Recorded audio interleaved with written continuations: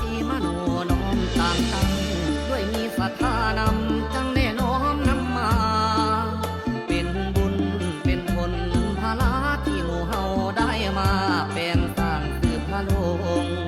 ให้ดำรงสืบสานพระศาสตร์ขององค์จอมปราศสัพพัญญูเกิดไกล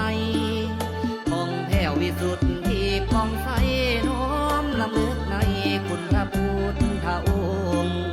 มีประสงค์เป็นพุทธาสารูปหล่อหลอมเป็นรูปพุทธที่เจ้าเนานางด้วยศรัทธาจังได้สร้างสมบังเป็นแรงพลังแห่งสายทานของบุญ